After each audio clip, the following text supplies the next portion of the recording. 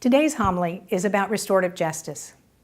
If you're not familiar with the concept, it's a way of understanding justice that emphasizes repairing the harm of relationships caused by wrongdoing. In criminal justice, it requires offenders to take responsibility for their actions and for the harm they caused. It seeks amends for victims of crime, and it strives for reconciliation and reintegration of both offender and the victim within their community. Restorative justice is a way of understanding harm as a violation of relationships. Restorative practices seek to repair that harm by addressing the resulting impacts. Many times, this is a cooperative effort between those who were harmed and those who caused the harm. What's often overlooked, however, is another party that needs to be included in the discussion about restorative justice, and that's the community.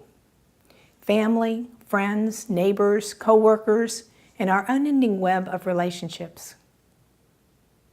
How do we decide if restorative justice should have a place in our lives or our hearts? Consider the words of Martin Luther King Jr. when he wrote, "We must see that force begets force, hate begets hate, toughness begets toughness, and it's all a descending spiral, ultimately ending in destruction. Somebody must have sense enough to cut off the chain of hate and the chain of evil in the universe. And you do that by love." Scripture teaches us that harm caused by wrongdoing must have consequences, yet that same teaching also calls us to be restorative. These seem to fly in the face of one another, punish and restore, until we look closer. Restorative means rather than responding with punishment out of retribution, we must also seek to understand the circumstances and the impact of a wrongdoing to the relationships around us. And with understanding comes the opportunity for transformation, rehabilitation of the offender, and healing of the victims. Restorative justice recalls the words of Matthew when Peter came to Jesus and asked, "Lord, how many times shall I forgive my brothers and sisters who sin against me? Up to 7 times?" And Jesus responded, "No, not 7 times, but 70 times 7. According to the Gospel of Matthew, Jesus also gave pretty specific instructions about resolving conflicts. You sit down and you talk about it. If there's no listening, you bring in someone else to sit down with you. But how often do we do this? After all, it's easy to walk away assuming that it's the government's job to punish the offender. But that's not restorative. Neither is making judgment in a way that creates winners or losers rather than by consensus.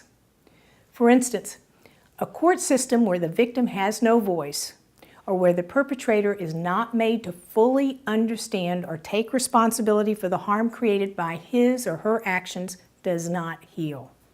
It is not restorative. And for that matter, nor is the death penalty in a society that has the means to protect itself. Restorative justice is a way of walking towards forgiveness. And the Eucharist reminds us that forgiveness is the foundation of our faith.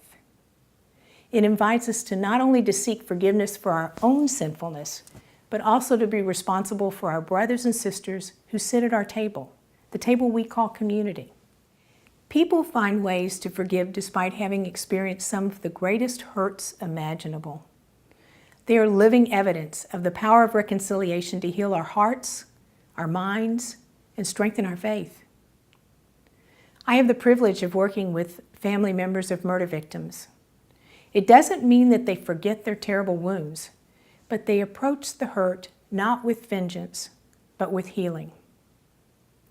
Murder victims' family members who worked in the use of the death penalty in this country, they talk about their great loss.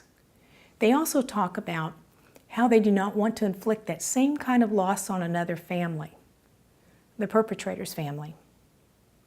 Vengeance does not bring back their loved one. Murder victims' families say forgiveness was not their immediate response.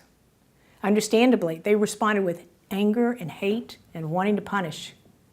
But with time and through prayer and God's transformational love, they come to a place of forgiveness. This is what gives them peace and the ability to go on living for the good and not be destroyed by hate. Think about this. Every day, we all encounter situations that beg forgiveness. That's hard to do.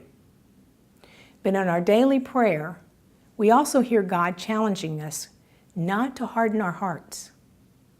He gave us the grace to forgive ourselves, which enables us to begin to forgive others. Restorative justice, a way of walking the path towards forgiveness as a community.